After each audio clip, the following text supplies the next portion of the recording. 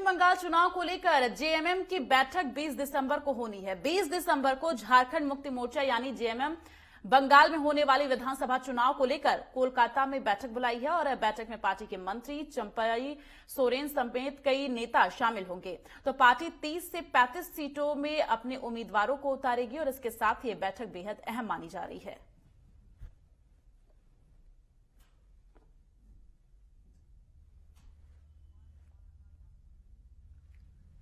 तो ज्यादा जानकारी के साथ सूरज कुमार संवाददाता हमारे साथ जुड़े हुए हैं। सूरज, जिस तरह से लगातार पश्चिम बंगाल में बीजेपी की तरफ से शंखनाद हो चुका है, ममता बनर्जी के अंदर कहीं ना कहीं छोटा डर भी बैठ गया है और उसके साथ ही अब ये बैठक जो हो रही है, झारखंड में बैठक होगी, ये कितनी अहम मानी जा रही है? देखिए, काफी महत्वपूर्ण ये बैठक मानी जा रही है जो 20 दिसंबर को कोलकाता में होना है, जिसमें जेएमएम के जो दिग्गज नेता है, यानी कह सकते हैं कि जो झारखंड में फिलहाल वर्तमान में मंत्री है चंपाई सोरेन और पार्टी के कई ऐसे नेता हैं जो विचार विमर्श करेंगे कोलकाता में। 20 तारीख को जो बैठक होनी है उसमें बंगाल के भी कई ऐसे नेता होंगे और साथ ही जो कैंडिडेट उतारने की बात हो रही है, लगभग 30 से 35 कैंडिडेट झारखंड मुक्ति मोर्चा यानी जेएमएम बंगाल के चुनाव में वो उतारेगी। और जाहिर सी बात है, पिछले अगर चुनाव की अगर हम बात करें तो कुछ कैंडिडेट वहां पर उतारी थी लेकिन वो जीत नहीं पाया था। और इसी आपने देखा कि बिहार में जो विधानसभा चुनाव हुए वहां पर उन्होंने 7 कैंडिडेट दिया था, लेकिन एक भी कैंडिडेट वो जीतकर विधानसभा नहीं पहुंच पाए। लेकिन बिल्कुल सूरज, जिस तरह से अब बीजेपी की तरफ से तमाम दावे किए जा रहे हैं, पश्चिम बंगाल का दौरा किया जा रहा है और इसके साथ ही ममता बनर्जी ने ये साफ अब कह दिया है कि 2014, 2016, 2019 में बीजेपी ने पश्चिम बंगाल में टी गार्डन लगवाने की बात कही थी लेकिन कुछ नहीं हुआ और अब एक बार फिर से बीजेपी यहां पर झूठे वादे करने के लिए उतर रही है रण में और इसके साथ ही इस तरह से कह के उन्होंने निशाना साधा। तो कहीं ना कहीं ये माना जा सकता है कि कहीं ना कहीं ममता बनर्जी के अंदर एक डर बैठ गया है।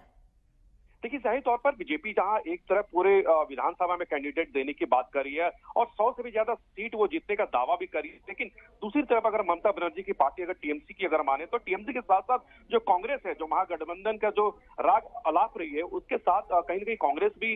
यहाँ पे चुनावी मैदान में दिखेंगे। साथ ही कयास ये भी लगाया जा रहा था जो झारखंड मुक्ति मोर्चा है जो 20 दिसंबर को कोलकाता में बैठक करेगी चुनाव को लेकर, तो कहीं ना कहीं जो टीएमसी के जो प्रमुख है ममता बनर्जी के साथ वो विचार विमर्श करेंगे ताकि गठबंधन में कम से कम जेएमएम को भी शामिल करे और महागठबंधन के दौरान वो वेस्ट बंगाल में यानी पश्चिम बंगाल में वो चुनाव लड़।